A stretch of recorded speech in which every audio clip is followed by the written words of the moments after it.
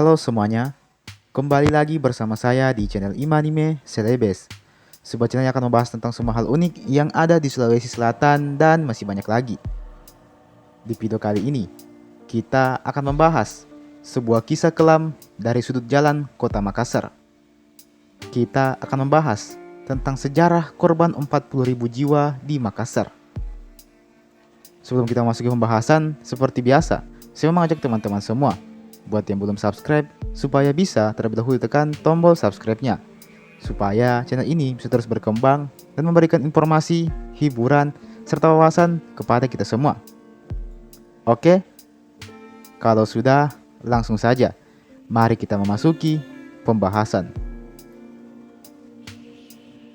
Jalan korban 40.000 jiwa yang ada di Makassar. Ternyata ini bukan sekedar nama jalan biasa. Jalan yang terletak di sebelah utara kota Makassar ini punya kisah kelam di balik penamaannya.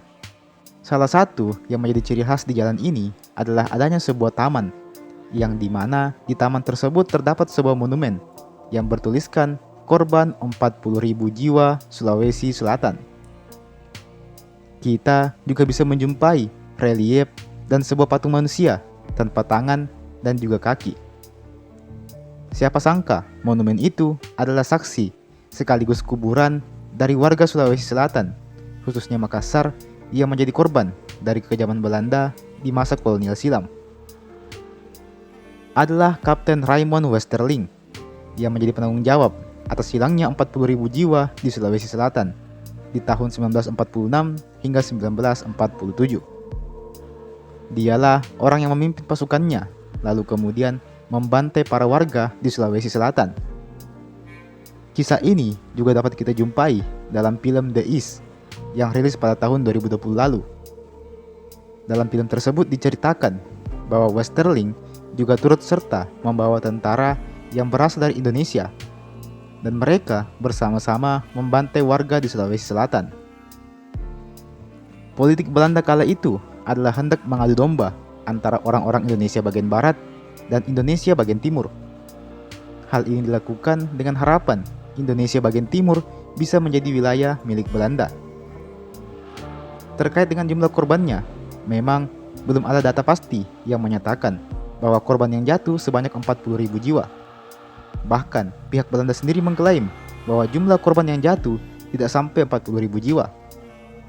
Belanda juga mengatakan bahwa orang-orang pribumilah yang membunuh sesamanya pada waktu itu. Ada dua pendapat tentang asal mula kutipan 40.000 jiwa ini. Pendapat pertama mengungkapkan bahwa istilah 40.000 jiwa ini pertama kali dicetuskan oleh sosok Abdul Kahar Musakkar, yang kala itu bertemu dengan Insinyur Soekarno. Dia melaporkan aksi dari kekejaman Belanda tersebut kepada orang-orang daerahnya. Pendapat lain dikemukakan oleh Dr. Muhammad Natsir Said yang mengatakan bahwa istilah 40.000 jiwa merujuk pada seluruh korban yang meninggal dunia selama penyerangan Belanda di Sulawesi Selatan. Meski demikian, apapun alasan dibalik asal mula istilah ini, kenyataannya ini adalah sebuah luka yang menancap dalam di hati masyarakat Sulawesi Selatan hingga saat ini. Kekejaman yang dilakukan Raymond Westerling kala itu sudah melampaui batas kemanusiaan. Kala itu, dia menggiring seluruh warga untuk berkumpul di tengah lapangan.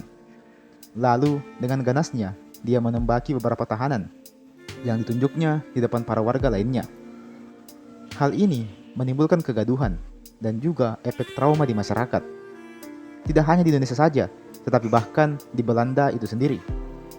Warga Belanda sempat berdemonstrasi menuntut agar Kapten Raymond ini segera diadili karena tindakan yang dilakukannya amatlah keji.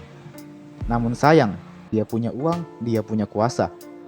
Berkat permainan politik yang dilakukannya, Raymond Westerling selalu terlepas dari jeratan hukum. Westerling sendiri mengakui bahwa dirinya hanya membunuh sekitar 600 orang saja. Itu pun yang dia bunuh hanyalah orang-orang yang dicap sebagai teroris. Sebenarnya, sampai sekarang pun kasus ini bisa ditindaklanjuti, karena jatuhnya peristiwa ini sudah masuk ke kategori kejahatan besar.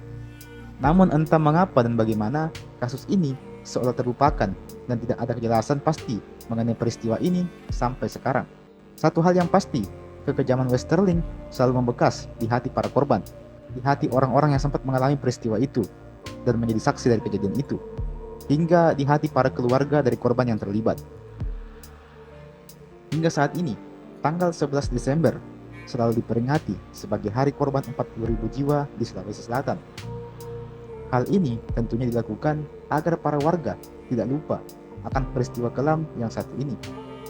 Peristiwa kejam yang saya sendiri bahkan sampai bingung harus menulis apa lagi untuk menggambarkan kesedihan atas peristiwa ini.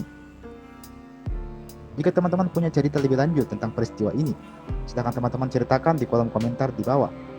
Mari sama-sama kita saling berbagi cerita sekaligus mengenang peristiwa kelam yang satu ini. Jangan lupa juga untuk like ini video, jangan lupa untuk share ini video ke teman-teman yang lain, dan subscribe juga ke channel ini. Nyalakan juga loncengnya, supaya tidak ketinggalan lagi kalau ada video baru yang saya upload di channel ini. Oke? Dan terakhir saya ucapkan terima kasih banyak sudah menonton sampai habis, dan sampai jumpa, sampai bertemu lagi di video berikutnya.